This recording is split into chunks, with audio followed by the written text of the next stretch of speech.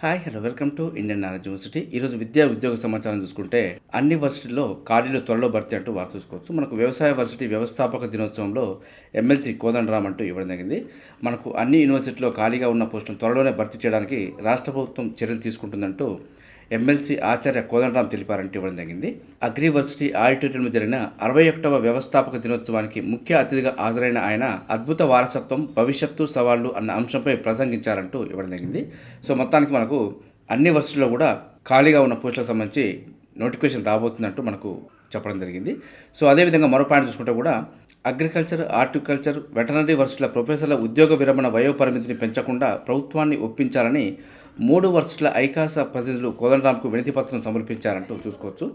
So మన ప్రభుత్వం ఏమో పదవి విరమణ వయస్సు పెంచే ప్రయత్నం చేస్తుంటే ప్రొఫెసర్లు పదవి విరమణ పెంచకుండా మా ఆరోగ్యాన్ని దృష్టిలో పెట్టుకొని మాకు వెసులుబాటు కల్పించే ప్రయత్నం చేయండి అంటూ మనకు వినతి పత్రాలు అయితే ఇవ్వడం జరుగుతుంది. సో ప్రభుత్వం పదవి విరమణ వయసు పెంచడం కారణంగా నిరుద్యోగులకు అన్యాయం తప్ప ఎలాంటి ఉపయోగం అయితే లేదు. సో ప్రభుత్వం అయితే ఈ విధంగా కూడా కొంత ఆలోచించే ప్రయత్నం చేయాలి. అదేవిధంగా మరో పాయింట్ చూసుకుంటే నేడు టీజీసీపీ గెట్ 2025 నోటిఫికేషన్ విడుదల అంటూ వార్త చూసుకోవచ్చు. సో మనకు పోయిన సంవత్సరం చూసుకుంటే ఈ పాఠకాలు ఎప్పుడో విడుదలయ్యి ఎగ్జామ్ డేట్ కూడా దగ్గరికి వచ్చేది. సో ప్రస్తుతం మాత్రం లేట్ అయిందని చెప్పుకోవచ్చు. రాష్ట్రంలోని ఉన్నత విద్యా కోర్సులో ప్రవేశాలకు పీజీ కోర్సులతో పాటు 5 ఏళ్ల ఇంటిగ్రేటెడ్ కోర్సులకు వెల్లడించిన ఉన్నత విద్యామండలి అంటూ ఇవ్వడం జరిగింది. సో మొత్తానికి మనకు పీజీ మరియు ఇంటిగ్రేటెడ్ పీజీకి సంబంధించి నోటిఫికేషన్ రాబోతుంది. నోటిఫికేషన్ వచ్చిన తర్వాత మీకు పూర్తి వివరాలు అయితే అందించే ప్రయత్నం చేస్తాను. సో ఇక్కడ కూడా మరో పాయింట్ ఇవ్వడం జరిగింది. గత ఏడాది మాత్రం మే 16న సిపి గెట్ నోటిఫికేషన్ ఇవ్వడం జరిగిందంటూ కూడా చూసుకోవచ్చు. ఈసారి మాత్రం నోటిఫికేషన్ రావడం ఆలస్యమైందంటూ కూడా ఇవ్వడం జరిగింది. సో దీనికి సంబంధించి అన్ని డేట్స్ కూడా ప్రత్యేకమైన వీడియో అయితే మీకు తీసుకొచ్చే ప్రయత్నం చేస్తాను. అదేవిధంగా మరో పాయింట్ తీసుకుంటే దరఖాస్తుల ఆహ్వానం అంటూ వార్త చూసుకోవచ్చు. స్టేట్లోని అన్ని డైట్ కాలేజీలకు సంబంధించి పోస్టుల భర్తీకి అయితే నోటిఫికేషన్ ఇవ్వడం జరిగింది. సో మీ జిల్లా కేంద్రాల్లోని డైట్ కాలేజీని ఒకసారి సంప్రదించే ప్రయత్నం చేయండి. మనకు కరీంనగర్కి సంబంధించి చూసుకుంటే మనకు కరీంనగర్లోని ఖాళీగా ఉన్న బోధనా సిబ్బంది పోస్టు భర్తీకి దరఖాస్తు ఆహ్వానిస్తున్నట్టు డైట్ కళాశాల ప్రిన్సిపల్ అయితే వెల్లడించడం జరిగింది.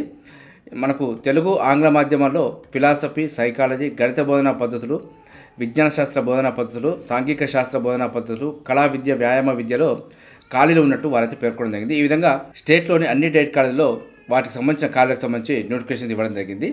ఉర్దూ మాధ్యమంలో ఉర్దూ బోధనా పద్ధతులు, ఫిలాసఫీ, సైకాలజీ, సాంఘిక శాస్త్ర బోధనా పద్ధతుల ఖాళీలు కూడా ఉన్నాయంటూ వారైతే పేర్కొనడం జరిగింది. సో మనకు ఆయా విషయాల్లో పోస్ట్ గ్రాడ్యుయేషన్, ఎంఎడ్ డిగ్రీతో పాటు బోధనా పద్ధతులకు సంబంధించిన మెథడాలజీలో బీఈడీ పూర్తి చేసి ఉండాలంటూ ఇవ్వడం జరిగింది. ఆసక్తి, అర్హత కలిగిన వారు కరీంనగర్ డైట్ కాలేజీకి సంబంధించి జూన్ 19 సాయంత్రం 5 గంటలలోపు డైట్ కార్యాలయంలో దరఖాస్తు సమర్పించాలంటూ ఇవ్వడం జరిగింది. సో ఈ విధంగా మీ జిల్లాకు సంబంధించి డైట్ కాలేజీలో అయితే ఒకసారి ఎంక్వైరీ చేసే ప్రయత్నం చేయండి. అదేవిధంగా మరో పాయింట్ చూసుకుంటే మనకు మృత్యు విమానం అంటూ మృత్యుఘోష గురించి అయితే ఒక వార్త చూసుకోవచ్చు. సో మనకు అహ్మదాబాద్లో కుప్పకూలిన ఎయిర్ ఇండియా ఫ్లైట్ అంటే ఇవ్వడం జరిగింది. సో కరెంట్ అఫేర్లో భాగంగా అడిగే అవకాశం ఉంటుంది. సో చాలామంది గుజరాత్లో కూలిపోయింది, అహ్మదాబాద్లో కూలిపోయిందని చెప్పి ఎంతమంది చనిపోయారు, ఎలా చనిపోయారు అనే విషయాల మీద ఫోకస్ చేస్తారు తప్ప మనకు లండన్ వెళ్లేందుకు టేకాఫ్ అయిన 5 నిమిషాలకే దుర్ఘటన. మేఘానీ నగర్లోని మెడికల్ కాలేజీ హాస్టల్ పైన కూలిన బోయింగ్ 787-8 డ్రీమ్ లైనర్ అని చెప్పి గుర్తుంచుకునే ప్రయత్నం చేయాలి. సో విమానం యొక్క నేమ్ కూడా అడిగిన సందర్భాలు ఉన్నాయి కాబట్టి సో మనకు బోయింగ్ 787-8 డ్రీమ్ లైనర్ అని చెప్పి గుర్తుంచుకునే ప్రయత్నం చేయండి.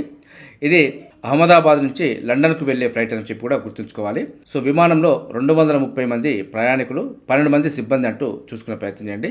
అందులో 169 మంది భారతీయులు, 53 మంది బ్రిటన్ వ్యక్తులు, 7 పోర్చుగీస్, 1 కెనడియన్ అంటూ డీటెయిల్స్ అయితే ఇవ్వడం జరిగింది. ప్రమాదం జరిగిన ఎయిర్పోర్ట్ యొక్క నేము, అదేవిధంగా లొకేషను, ఎక్కడి నుంచి ఎక్కడికి వెళ్తుంది, సో ఫ్లైట్ యొక్క నేము, అందులో ఎంతమంది ప్రయాణిస్తున్నారు, సో మనకు కరెంట్ అఫైర్ కూడా స్టేట్మెంట్ రూపంలో వస్తుంది కాబట్టి ఇందులో ఎన్ని పాయింట్లైనా అడిగి సో ఇందులో దీనికి సరైన సమాధానం చెప్పి అడిగే అవకాశం ఉంటుంది. సో కాబట్టి దీనిపైన వేసిన కమిటీ సో దీనికి సంబంధించి పూర్తి వివరాలు కూడా కరెంట్ అఫైర్లో భాగంగా చూసుకునే ప్రయత్నం చేయండి. సో మొత్తానికైతే 241 మంది దుర్మరణం చెందారంటూ వార్త అయితే ఇవ్వడం జరిగింది. సో దీనిపైన మన ఛానల్ తరఫున కూడా కండోలెన్స్ అయితే ప్రకటించడం జరిగింది. అదేవిధంగా మరో పాయింట్ చూసుకుంటే మేడే మేడే మేడే అంటూ కూడా మనకు వార్త అయితే ఇవ్వడం జరిగింది. సో అత్యవసర పరిస్థితుల్లో పైలట్ పలికే మాట ఇది అంటూ కూడా మనకి ఇవ్వడం జరిగింది. విమాన ప్రమాదాలు జరిగిన ప్రతిసారి ఒక పదం ప్రధానంగా వినిపిస్తుంది, అదే మేడే అంటూ ఇవ్వడం జరిగింది. ఏదైనా పౌర విమానంలో అత్యవసర పరిస్థితి ఏర్పడినప్పుడు ఎయిర్పోర్ట్లోని ఎయిర్ ట్రాఫిక్ కంట్రోల్ ఏటీసీ కేంద్రానికి సహాయం కోసం ఆ విమాన పైలట్ పంపే అభ్యర్థన ఈ మేడే అంటూ ఇవ్వడం జరిగింది. పైలట్ మేడే మేడే మేడే అని 3 సార్లు పలికి సిగ్నల్ పంపాడంటే విమానం అత్యంత ప్రమాదంలో ఉందని అర్థం అంటూ ఇవ్వడం జరిగింది. సో ఈ పదం అయితే 105 ఏళ్ల క్రితం మాట అంటూ ఇవ్వడం జరిగింది. సో మనకు సివిల్ ఏవియేషన్ రంగంలో మేడే అనే పదాన్ని మొదట 1920లో వాడారంటూ ఇవ్వడం జరిగింది. లండన్లోని క్రోయిడన్ విమానాశ్రయంలో రేడియో ఆఫీసర్గా పనిచేసిన ఫ్రెడరిక్ స్టాన్లీ మాక్ఫీల్డ్ ఈ పదాన్ని మొదటగా ఉపయోగించారంటూ చూసుకోవచ్చు. ఇది ఫ్రెంచ్ పదమైన మైడేర్కు సమానార్థకం అంటూ ఇవ్వడం జరిగింది. ఫ్రెంచ్లో మైడేర్ అంటే సహాయం చేయండి, హెల్ప్ మీ అని అర్థం అంటూ చూసుకోవచ్చు. అదేవిధంగా మేడే కాల్ వస్తే ఏం జరుగుతుందంటే, సో ఈ ఫ్లైట్కి అయితే ప్రత్యేక ఏర్పాటు చేస్తూ మిగతా ఎమర్జెన్సీ ఫ్లైట్ కానీ అన్నిటి వాటిని కొంత పక్కకు తప్పిస్తూ దీనికి ప్రత్యేకమైన ప్రోటోకాల్ ఇచ్చి కొంత సహాయ చర్యలు అందించే ప్రయత్నం జరుగుతుంది. సో ఈ మేడే సిగ్నల్స్ను సాధారణంగా 121.5 మెగాహెర్ట్జ్ అదేవిధంగా 243 మెగాహెర్ట్జ్లో పంపుతారంటూ కూడా చూసుకోవచ్చు. సో మనకు ఈ ఫ్రీక్వెన్సీలకు సంబంధించి కూడా కరెంట్ అఫైర్లో భాగంగా అడిగే అవకాశం ఉంటుంది. ప్రతి పాయింట్ కూడా చాలా క్లియర్గా చూసుకునే ప్రయత్నం చేయండి.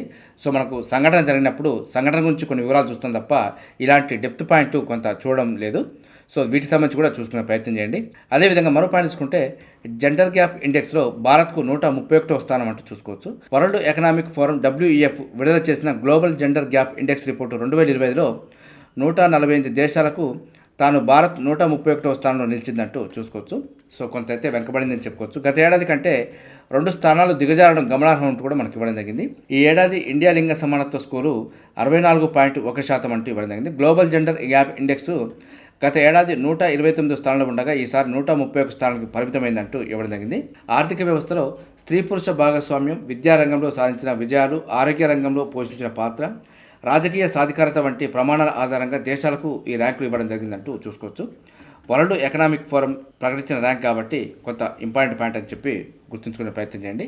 అదేవిధంగా భారత అమ్ముల పొదిలోకి రుద్రాస్త్ర అంటూ చూసుకోవచ్చు. మనకు సక్సెస్ఫుల్గా ప్రయోగ పరీక్షలు అంటూ ఇవ్వడం జరిగింది.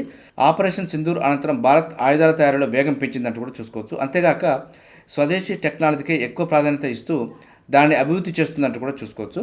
ఈ క్రమంలోనే solar defence and aerospace limited తయారు చేసిన మానవరహిత విమానం UAV రుద్రాస్త్రాన్ని విజయవంతంగా పరీక్షించిందంటూ చూసుకోవచ్చు. ప్రొక్రాన్ ఫైరింగ్ రేంజ్లో దీనిని ప్రయోగించగా అన్ని లక్ష్యాలను ఛేదించినట్లు అధికారులు అయితే పేర్కొనడం జరిగింది. 50 కిలోమీటర్ల పరిధిలోని లక్ష్యాలను అత్యంత ఖచ్చితత్వంతో చేపట్టిందంటూ కూడా వారు వెల్లడించడం జరిగింది.